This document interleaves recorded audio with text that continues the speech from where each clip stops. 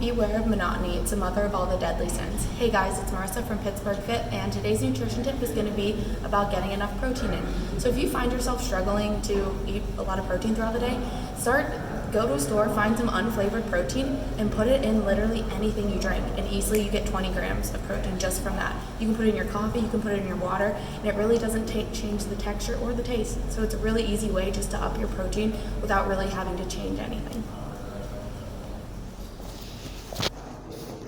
Hey friends, it's Coach Erica from Pittsburgh Fit going over your PF Go workout for today. So we're going to start our warm-up off with jumping jacks, plate deadlifts, and strict sit-ups. We have 2 rounds here. You're going to start off with 20 jumping jacks. So nothing special here, just your regular jumping jack.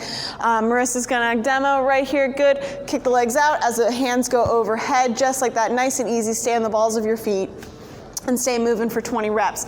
After that, you're gonna grab a weight. We're gonna be demoing with a plate today for 10 plate deadlifts. So notice her feet are a little bit wider than normal deadlift stance.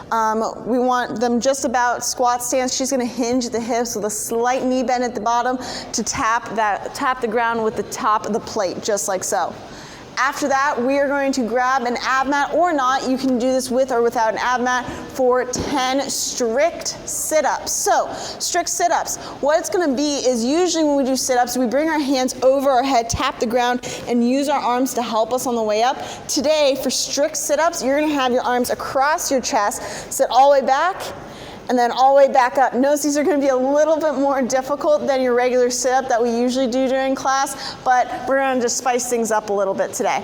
If you're really struggling with these, then just go ahead and use your hands, but I want you to try not at first. After you roll through that one more time through, we're going to move on to the next part of our warm-up. The next part of the warm-up, we have overhead plate hold, up downs, and push-ups. So you're going to take a plate or whatever weight you were using, you're going to press it over your head, and you're going to hold for 30 seconds. Now, in this hold position, you're squeezing your rib cage down. I want your belly nice and tight so your back isn't doing something like this. You're constantly pressing, just like this. So turn to the side for me. Notice her arms are locked out. You have the wrists over the shoulders, over the hips, over the ankles. Everything is locked out and in line. That's what we're looking for. You're gonna hang out there for 30 seconds. After that, you're gonna go into 10 up downs. An up down's like a burpee, but without the push-up. Hands come down to the ground, kick into a plank, and back up. Going back down and pause in that plank position for me. So right here, this is key here. We go into that plank position. A lot of times people let their hips drop. Go ahead and let your hips drop. They do something like this. This is hard on your back. We do not want this. This is no control. We want to make sure we kick into a plank position and then kick back up. Thank you. After that, you're going to go back down to that plank position for 10 push-ups. Remember, on the push-up, we want full range of motion. Chest comes all the way down to the ground and all the way back up. It is totally okay to go off of an elevated surface or go off of your knees to make sure you achieve that full range of motion. After going through that one more time through, we're going to move on to our strength. So our strength today is pretty fancy today, guys. We have a 2.5 minute EMOM. So we kind of have every 2.5 minutes for 5 sets.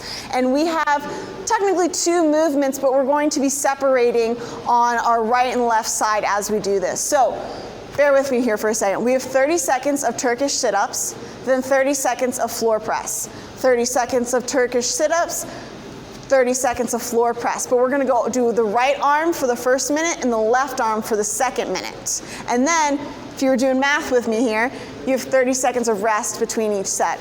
So, let's go over these movements. The Turkish sit-up. So, one arm is gonna be out at the side. This arm does not have the weight. The arm that has the weight is pressed straight up. The arm that doesn't have the weight, the knee is bent. The arm that has the weight, the leg is straight out. From here, what Marissa's gonna do, she's gonna come up onto her elbow, then she's gonna come up onto her hand, and then she's gonna lower back down to her elbow and back down to the ground. This is your Turkish sit-up for today. So we're just focusing on pressing out of that arm the whole time. You're gonna feel this in your core, you're gonna feel this in your tricep a little bit, the arm that's on the ground. That is correct. After that, you're gonna stay there, you're gonna use that dumbbell for dumbbell floor press. So right after we're done with those Turkish sit-ups, you are going to go right into as many floor presses as you can with that dumbbell on one side. Now what we're looking for here is I don't want you to do a 30 seconds super fast, okay? I want you to have control and I want you to stay moving for all 30 seconds. That's what we're looking for here. Then you're going to switch hands and you're going to do all the same things on the left side. Okay, so you'll do the Turkish sit-ups again on the left side, and then you'll do the floor press on the left side, then you'll rest 30 seconds, and then you'll do it again for 5 sets total. All right, guys, so today is a lot on the strength portion. Today is a lot about technique rather than moving super heavy weight. So just kind of keep that in mind as you move through. Now let's move on to our workout. So our workout today is a 12-minute EMOM, every minute on the minute for 12 minutes. We're gonna be rotating through 3 movements.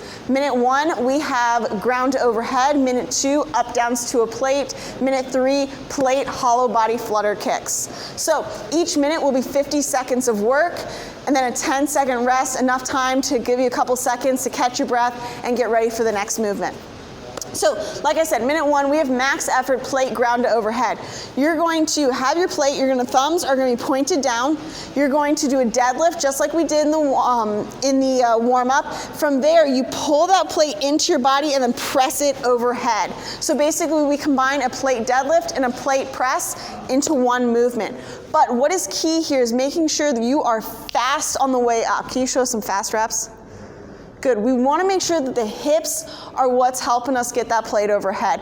If you go slow, it's going to be all arms rather than being all legs. So think fast on the way up, a little bit slower on the way back down. After that, you're going to toss that plate out in front of you and you have max effort plate up downs for 50 seconds. So you're going to do an up down, legs kick up, and then you jump onto the plate and jump back into that up down. So this is your up down to a plate. You're going to be doing this for 50 seconds. Our third and final movement will be max plate hollow body flutter kicks. So Marissa's going to hold this plate out above her. She's going to go into a hollow body position, meaning her low back is on the ground, shoulder blades are up, legs are up, rib cage is pulled down, and now she's going to gently kick her feet. Notice they're not huge kicks. They're little, they're in control, just like so. That's gonna get real spicy real fast, guys. All right, guys, let us know how you like those hollow body flutter kicks. Have a great workout, have a great day.